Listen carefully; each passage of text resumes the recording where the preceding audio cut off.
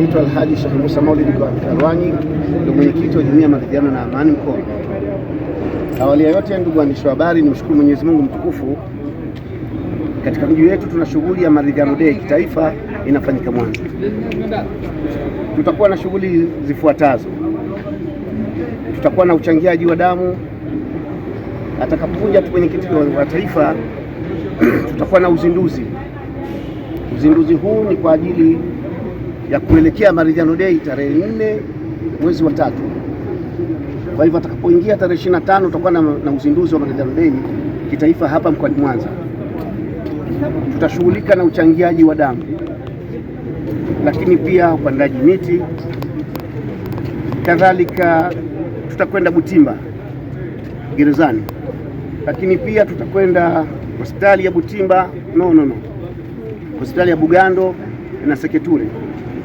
Kwa nini tunakwenda? Tunaenda kuwapa faraja walio Butimba na hospitalini, lakini pia tutakwenda kwenye vituo vya mayatima pia kuwapa faraja, kuzungumza nao, kupeleka chochote.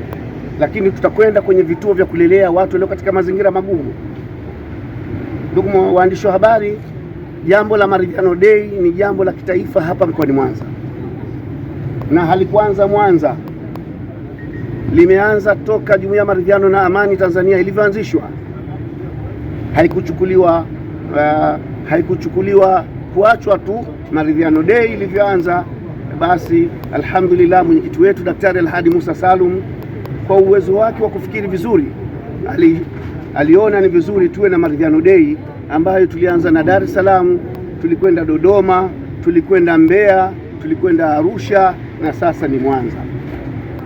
Nijivunie kuwa Mwanza kama mwenyekiti wa mkoa, kwa sababu baada ya Dar es Salaam ni Mwanza. Ndugu waandishi wa habari, tunayo furaha kubwa, lakini tuna utaratibu wa mapokezi wa viongozi mbalimbali kutoka mikoa yote ya Tanzania. Tutaanza na mwenyekiti na katibu wetu mkuu Dr. Israel Mahasa, atawasili tarehe 16 mwezi huu. Tutampokea airport, naamini wana JMAT hawataniangusha. Tutampokea kwa kishindo. Tanzania yetu, amani kwanza. Amani kwanza, Tanzania yetu. Ndugu waandishi wa habari, atakuja kuzungumza nasi viongozi wa Jumuiya ya Maridhiano na Amani Tanzania kanda ya Ziwa, ambao kikao hiki kitafanyika hapa Mwanza.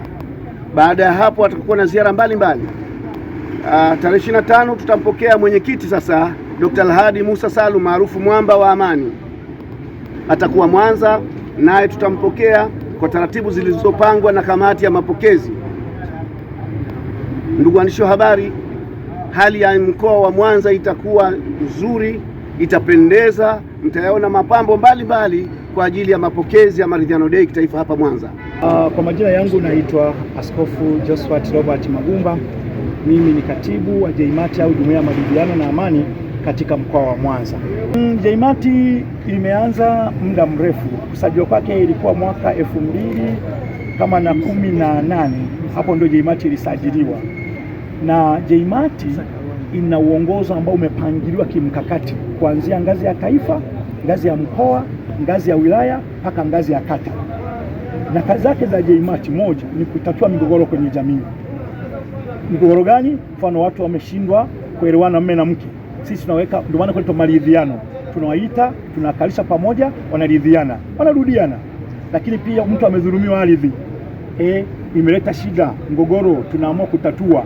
Ardhi zinarudishwa kwa yule mwenye hilo eneo, nyumba na kadhalika. Kwa hiyo tumekuwa tukifanya mambo mengi kama Jumuiya ya Maridhiano na Amani.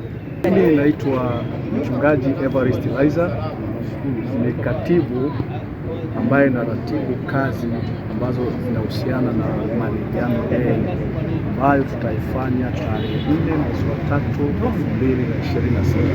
2026. Maridhiano Day ina utatuzi mkubwa wa migogoro ndani ya jamii, na tuna experience au tuna uzoefu wa kutosha wa tatuzi ambazo tumezifanya, ambazo zinatofautiana na wengine wanavyotatua. Namna mahakama inavyotatua na namna polisi inavyotatua ni tofauti na hii ya maridhiano, kwa sababu tunapotatua watu wanakuwa wanapendana, watu wanakuwa wanashirikiana. tofauti na polisi. Ukimpeleka mtu polisi, hata kama utatuzi utafanyika, lakini kuna enmity, kuna uadui ambao unaonekana. Na hata mahakamani hatusemi kwamba hawatatui, wanatatua, lakini tunaiona ya maridhiano ni nzuri zaidi, kwa sababu inawaleta watu pamoja, wanaendelea na maisha kama ambavyo walikuwa nao, na inawezekana ikaendelea vizuri zaidi kuliko hata mwanzo, kwa sababu hawa watu wanakuwa wameshafahamiana. Kwa hiyo tunajiproud au tunaona kwamba maridhiano ni kitu cha maana.